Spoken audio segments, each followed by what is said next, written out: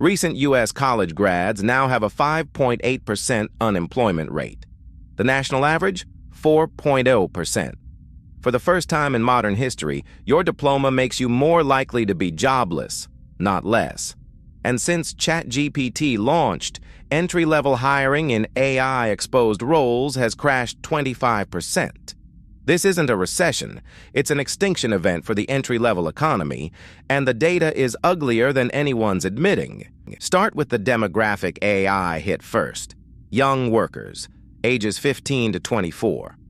These are the people whose first jobs, the analyst seat, the paralegal desk, the junior copywriter role, are the exact tasks large language models automate cheapest. Look at youth unemployment across the 8 richest economies from 2005 to 2023. After the 2008 crash, rates spiked, then slowly healed for a decade. But watch what happens after 2022. In the UK, France, Canada, and Korea, youth unemployment reverses trend and climbs, even as overall unemployment stays flat or falls. That divergence is new. It's not a business cycle. Older workers are fine. The economy is fine. It's the entry rung of the ladder that got sawed off. And it happened in the exact 18 months. Generative AI went mainstream in every corporate workflow on Earth.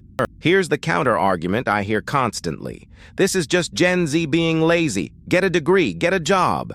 Wrong. Dead wrong.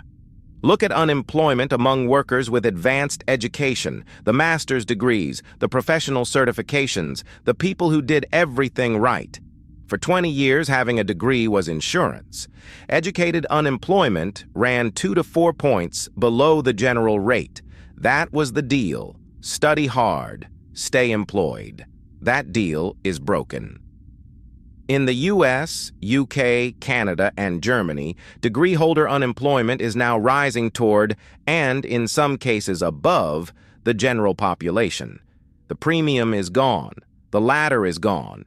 You didn't buy insurance, you bought a $200,000 lottery ticket. And the machine that used to grade the tickets now writes them itself. The unemployment numbers actually understate the damage, because unemployment only counts people still looking. When young workers give up, move back with parents, retreat to gig work, stop applying, they vanish from the stats. So track labor force participation for 15 to 24-year-olds. In the US, youth participation peaked near 66% in the early 2000s. Today, it hovers in the mid-50s. In Korea, it collapsed from 33% to 28%. In France, an entire generation just opted out. These aren't students getting more education. Enrollment is flat. These are discouraged workers, the invisible unemployed. The real entry-level jobs crisis is roughly double what the headline number shows.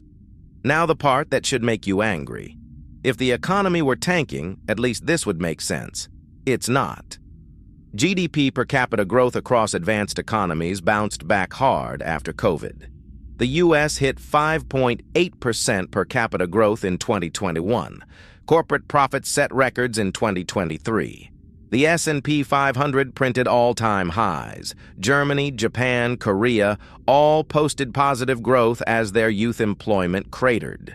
This is the decoupling I keep talking about. The economy is growing. The pie is bigger.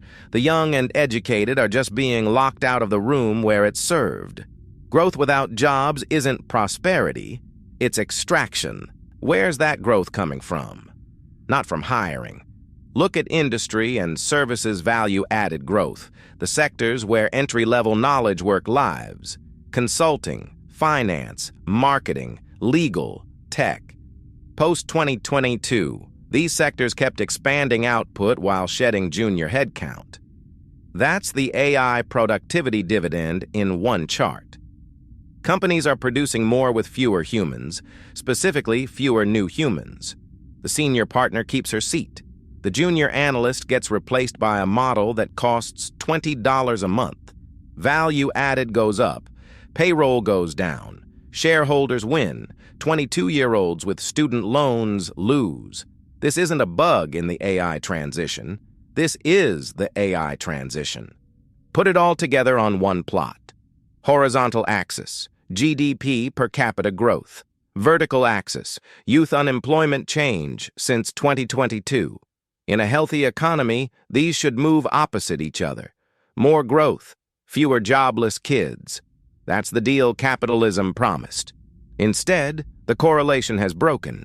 Countries with strong post-COVID growth, the US, Canada, Korea, are also seeing rising youth and educated unemployment. Growth no longer creates jobs at the entry level. The transmission mechanism is broken, and there's exactly one variable that changed in every one of these economies at the same time.